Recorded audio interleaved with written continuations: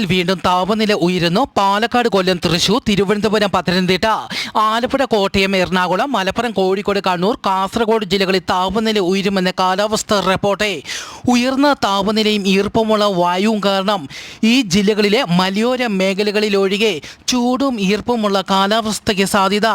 ഉയർന്ന ചൂട് റിപ്പോർട്ട് ചെയ്യപ്പെടുന്ന സാഹചര്യത്തിൽ പുറം ജോലികളിൽ ഏർപ്പെടുന്നവർ തുടർച്ചയായി ശരീരത്തിൽ സൂര്യപ്രകാശം ഏൽക്കുന്നത് പരമാവധി ഒഴിവാക്കുക.